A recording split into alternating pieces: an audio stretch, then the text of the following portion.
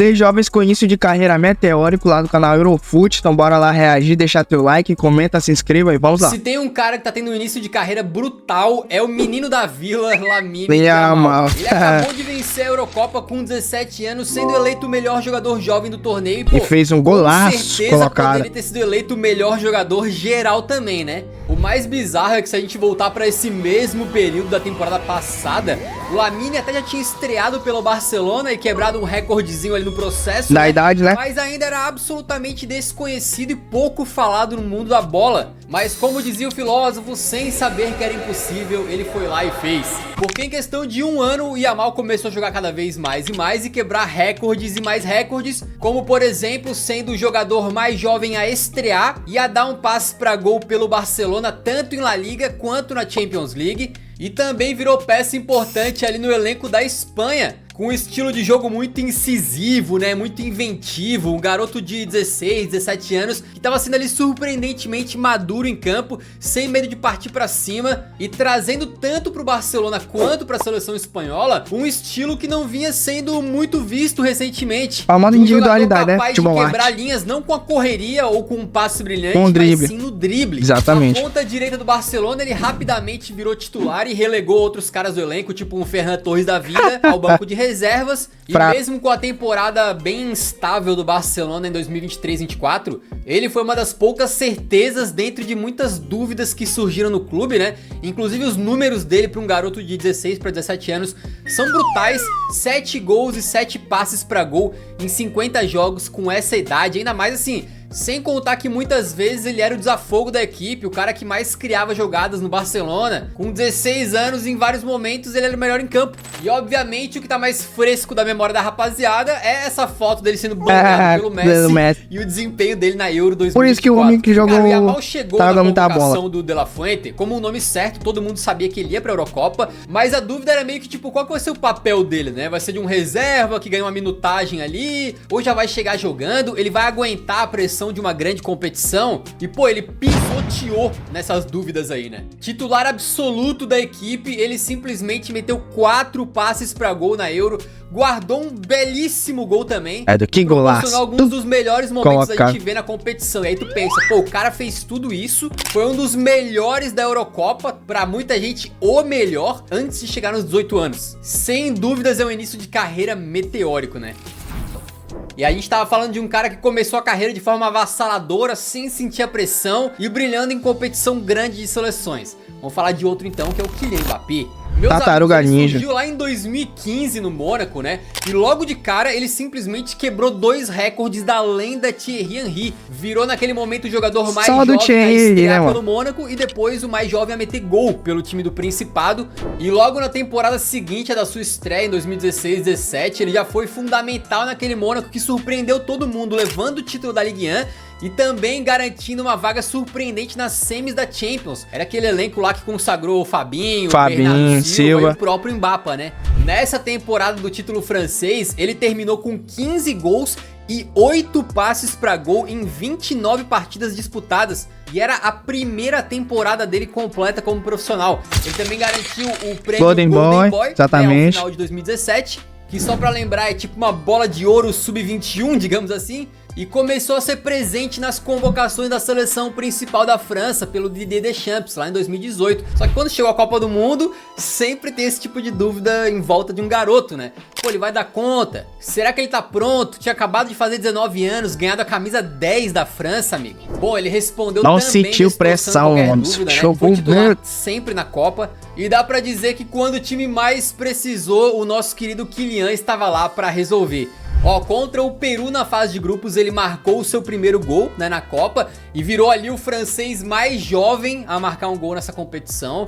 E nas oitavas, diante da Argentina, fez aquela exibição antológica, né, com 2 gols e ainda um pênalti sofrido naquela arrancada absurda, guardando a Argentina no bolso e garantindo que, pô, se tinha alguém que não tinha ouvido falar do Mbappé naquele momento, aí era tarde demais. Agora Mbappé era conhecido no planeta inteiro, né? E o melhor ele guardou pro final e pra final contra a Croácia, né? Porque ele meteu um gol também naquele 4-2 e garantiu seu ingresso para um clubinho altamente exclusivo do futebol. Ele se tornou apenas o segundo adolescente na história a marcar um gol em final de Copa do Mundo. O primeiro tinha sido quem? Pelé. O Pelé. Claro. O Pelé tava assistindo, tranquilo, e reagiu a essa marca aí. O segundo adolescente na história a marcar em final de Copa do Mundo. Bem-vindo ao clube, é ótimo ter a sua companhia. Então o Mbappé começou a carreira voando, né? Com 19 anos o cara já tinha feito muita coisa e ganhado uma Copa do Mundo. Agora, falei do Pelé, é óbvio que o Pelé poderia entrar nessa lista. Inclusive, assim, em termos de jovens que começaram a carreira maior, voando, né? Acho que o Pelé é inigualável. É verdade, provavelmente 3 Copas do Mundo. Inigualável por mais uns 50 anos, pelo menos. Porque o cara com 17 anos, cara, meteu 6 gols numa Copa do Mundo. Destruiu em semifinal e final. É um negócio muito, mas muito difícil de qualquer um chegar perto, né? Então todos os casos que eu tô falando aqui não deixam de ser assim, pretendentes a chegar perto do nível do que o Pelé foi quando era moleque. E inclusive eu te convido de verdade, depois desse vídeo aqui, a assistir o nosso especial sobre Pelé. É o vídeo mais trabalhado da história do Eurofute, tem aproximadamente 1 hora e é quase um documentário de uma forma que acho que você nunca viu sobre a vida do rei. Inclusive com a participação do Pepe, o canhão da vila, que jogou com o Pelé nesse início de carreira quando ele tava voando, tá? E ó, de gol em final de Copa do Mundo, o próximo nome da lista aqui também entende. Só que diferente do que parece ser o caso do Mbappé, um cara que já teve em 2 finais de Copa, meteu gol nas 2 finais e talvez ainda nem tenha atingido o seu ápice máximo na carreira, o Mario Götze meio que teve o caminho quase contrário, né? Ele que é cria da base do Borussia Dortmund, ganhou espaço entre os titulares justo naqueles anos mágicos sob o comando do Jürgen Klopp, atuando como camisa 10 ali de um time que ainda contava com um jovenzinho Lewandowski e um Royce recém-chegado. Falar isso depois de tudo que aconteceu parece loucura, mas naquela época o Mario Götze encantou o planeta Terra inteirinho. Ele tinha uma visão de jogo muito refinada, muito bom. Um drible com a bola mais coladinha no pé, dava passe pra gol a rodo, metia os seus também. Era um jogador que encantava e a estreia dele foi em 2009 num jogo contra o Mainz 05, que por curiosidade também foi a estreia do Jürgen Klopp, né, como treinador do Borussia. Mas foi ali em 2010 que ele foi promover o time principal e aí, meus amigos, ninguém mais segurou o Marinho. Não o Marinho, o Marinho no sentido de pequeno Mario. É, porque ele é pequenininho mesmo, o Götze. Né? O cara em 2 temporadas consecutivas, logo depois de virar profissional, ajudou o Borussia Dortmund a ganhar uma Copa da Alemanha e 2 vezes a Bundesliga. E sendo um dos principais jogadores, isso se não foi o craque da equipe em vários momentos. Logo na temporada 2012-13, ele ainda pega e ajuda a voltar o Borussia Dortmund para uma final de Champions pela primeira vez em mais de 15 anos. No meio dessa brincadeira, ele também ganhou um Golden Boy, tá? Em 2011. E viu vários grandes europeus ali ficarem de olho, porque ele realmente estava encantando muito. Inclusive, não era incomum ver aí portais e até o próprio técnico da Alemanha, o Joachim Löw, comparando o Götze com o Lionel Messi, como se fosse assim o Messi alemão, né? Inclusive não é exatamente o foco desse vídeo, mas essa questão da comparação com o Messi. Depois o Götze falou também que não foi a melhor coisa que foi feita, né, pra carreira dele. E a partir daquele momento em que logo antes da final da Champions de 2013 é anunciada a transferência dele pro Bayern de Munique, justamente o time que o Dortmund enfrentaria na final da Champions, aí ele não joga e tal, as coisas começaram a dar menos certo a nível de clubes, né? Mas a nível de seleção naquele momento fez o gol na 2014. Final. Na final da Copa, o Mario Götze entrou no segundo tempo e na prorrogação meteu o único gol do 1 a 0 que sagrou a Alemanha tetracampeã mundial. Então o cara logo depois que virou profissional foi bicampeão alemão, foi pra final de Champions League e decidiu uma Copa do Mundo. Um início de carreira absolutamente Champions League, brutal. Não sei se ele ganhou ou não. Viu. Hoje parece exagero, né, os elogios ao Götze, que depois a carreira dele meio que deu uma decada. Verdade. Mas aquele início só por causa de lesão, na verdade, né? E se o Götze era fez tipo ele de cara decair, que canta mesmo, né? Pô, tá jogando ali como meio atacante, mete gol, mete passe pra gol. O próximo nome aqui da lista nem sempre teve esse charme tão grande de encantar e encher os olhos das pessoas, mas era muito craque e pra ele se tornar tudo que se tornou, precisou do olho afiado de um Pep Guardiola. Em 2008, o Pep assumiu como técnico do Barça, só que ele já tinha passado pelas categorias de base ali do Barcelona como treinador, conhecia a molecada mais jovem e o próprio Pep tinha sido um bom meio-campista, um volante na sua época de jogador. Então era natural pra ele que ele conseguisse identificar muito claramente um cara promissor nessa posição, olhando pra gurizada da base ali, né? E Foi aí que o Guardiola foi pensar em La Masia, um jogador que às vezes nem parecia que tinha o físico pra competir em alto nível, ele era um cara meio grandalhão, parecia meio desengonçado, mas o que naquela época a gente não sabia ainda é que o Guardiola, como treinador, também é gênio. E o nome desse guri desengonçado era simplesmente Sérgio Busquets. O Busquets foi um volante jogando ali à frente da zaga, conseguindo desmontar ataques rivais, sim, claro, mas principalmente sendo o jogador que ditava o tempo da meiuca do próprio Barcelona, que organizava o time, e mesmo jogando mais recuado, era capaz de quebrar linhas de defesa com um passe apurado. Foi questão de poucos jogos até que o Busquets se firmasse no time do Barcelona como titular da posição, fazendo com que o Guardiola deixasse um pouco de lado o Yaya Touré, que era um jogador excelente também e mais consolidado. E a temporada de estreia dele não poderia ter sido melhor, né? Já se tornando um jogador muito importante ali no meio campo. O Busquetão começou comendo a bola, né? E os blaugranas se sagraram campeões da Tríplice Coroa, exatamente, 2008-2009, que foi o início daquele trio que até hoje muitos consideram como Iniesta, Xavi, né? Busquets. Busquets, Xavi e Iniesta. Bom demais. Ainda no ano de 2009, o Busquets participa das conquistas da Supercopa da UEFA, da Espanha e do Mundial, se sagrando logo de cara no primeiro ano e meio ali, né, no time principal do Barcelona, como campeão da sextupla coroa. E se o começo dele de carreira no Barcelona tava absurdo, o melhor viria 2 anos depois, né? Copa do Mundo. Copa do Mundo, o Vicente Del Bosque coloca o Busquets no esquadrão e parte com a mala pronta pra África do Sul para disputar a Copa do Mundo. O Busquets ali já era titular incontestável da seleção e brilhou na sua maneira, né? Mais quietinho, aparecendo menos, fazendo trabalho sujo muitas vezes, ou a construção de jogada lá no início, em que pouca gente tá prestando atenção, que permitiu e ajudou outras estrelas mais conhecidas da seleção a brilharem, né? 2 anos depois, ele continua como peça titularzaça e fundamental da Espanha, que vai lá e vence a Eurocopa. Então, obviamente, não é um cara que a gente vai poder trazer números aqui de gols e passes pra gol nem nada, mas como diria o Vicente Del Bosque, se você vê o jogo, você não enxerga o Busquets, mas se você vê o Busquets, você enxerga o jogo inteiro. Resumo, com 24 anos, ele já tinha ganhado tudo a nível de clubes pelo Barça, tudo que foi possível. Eurocopa e Copa do Mundo pela Espanha, sendo titular incontestável. Quer mais alguma coisa pro início de carreira? Pô? Eu quero. O que eu quero é contar com o seu like nesse vídeo, que ajuda demais a divulgação do nosso trabalho aqui, né? Vocês sabem que a gente faz tudo pra vocês com o maior carinho e a gente só pede que você tire 2 segundinhos ali pra clicar no dedão pra cima, que isso ajuda a trazer a palavra do Eurofute pra mais gente, fechou? E se o Busquets jogou a carreira dele praticamente inteira na mesma posição, ali como cabeça de área volante, né? O próximo nome da lista aqui, cara, já quebrou em tudo que é posição e foi craque jogando ali do meio pra frente. Promovido e bancado no time titular do Ajax pelo técnico Louis van Gaal, o jovenzinho Clarence Seedorf não precisou de muito tempo pra se firmar como um talento e tanto. Em 92, quando ele estreou, aos 16 anos, quebrou o recorde de mais jovem atleta a entrar em campo pelo clube de Amsterdã. E naquele começo de carreira, ele atuava basicamente em qualquer posição do campo. Left back.